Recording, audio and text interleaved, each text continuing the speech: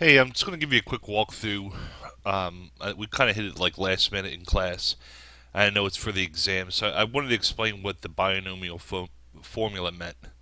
Um, if we took, I set up in Excel and I'm going to post this in Excel. Imagine if I took 6 coins, right? Took 6 coins in my hand, and each of the coins had a bias of 0.5. In other words, it's exactly a quarter. It's not weighted on one side or another. And I took those 6 coins and threw them in the air, and the 6 coins landed. They're either going to land as all tails or all heads, right? So if one was a tail, I'm sorry, if one was a head and the rest were tails, if two was a head and the rest were tails, three, four, five, six. The total cumulative probability for all of those would be 1. So probability ranges between 0 and 1.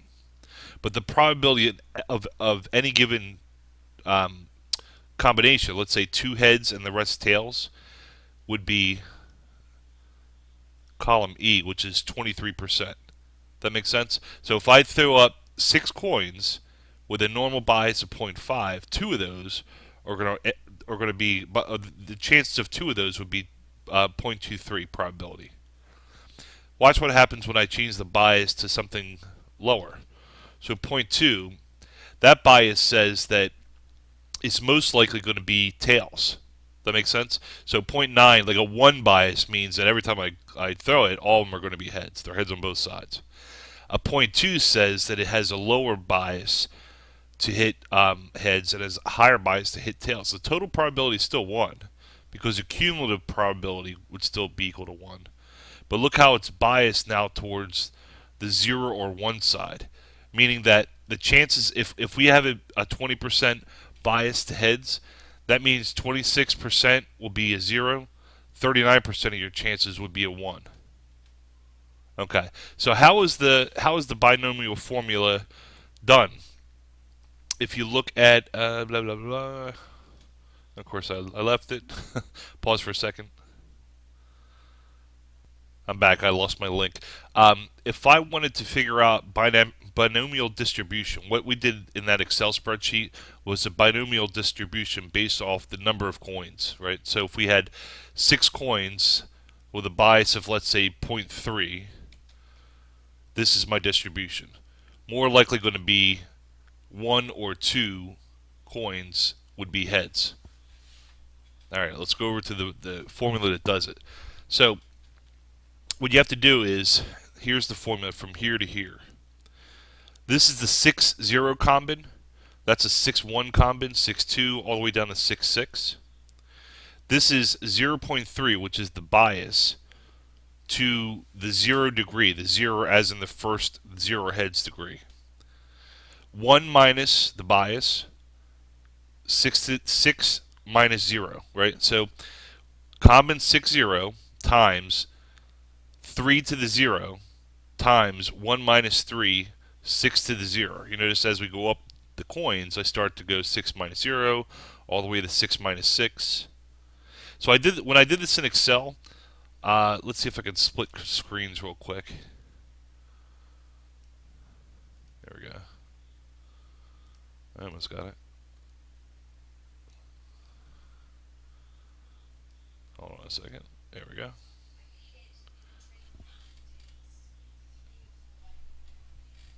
So here we are,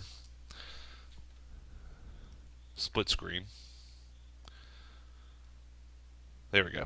So this right here, this first one, is really that. What I did, I had to break it down to a couple steps just to make my life easier. The first one is a combin B1A2. I already know what this is. The total coins is never going to change. So I have it as a hard reference to A2. I'm sorry, B1. A2 is the number of coins. So I took care of this column. Column B is really taking care of this calculation. The next calculation, figuring out the bias, this is power D1A2, is figuring out this. So I have this part figured out. I have this part figured out. The next part I have to figure out is this part. So what I did was I have the bias here, and this one is a formula 1 minus the bias, 1 minus 1 minus the bias, right? Well, I'm sorry, 1 minus the bias, there it is. And then it's the power of 6 minus A2. 6.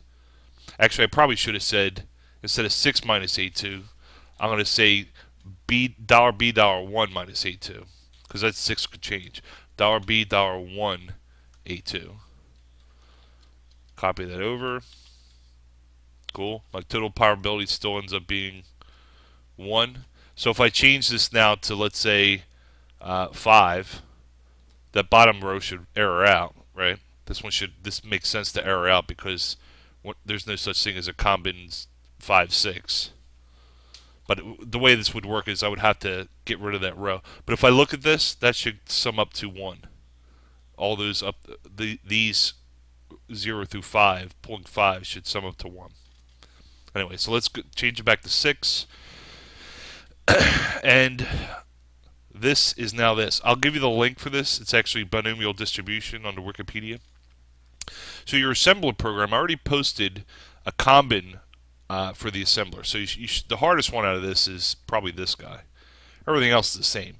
Powers is just that to that power.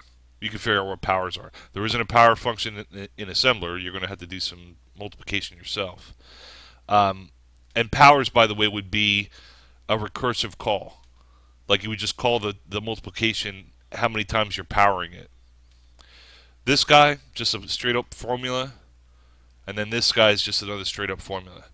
So what I'm looking for is the variables that you'll give for this experiment is going to be the total number of coins and the bias. So the data points at the top of the program, if I said 6.03, I want to see these.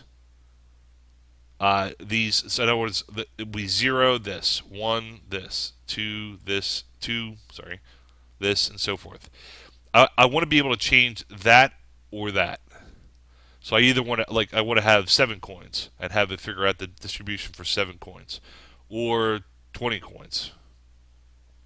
I want to be able to change the value of D, of the value of the bias from 0 all the way up to 1. If I do 0, it's a bad number because that bias thing. But if I do, because you really can't have a probability of 0. If I do 0.01, it still sums to 1. It's just that this one has like a 94% chance of happening because you have a really extreme bias. If I said 0.99, same way the other way. Very good. I'll post this video as a helper.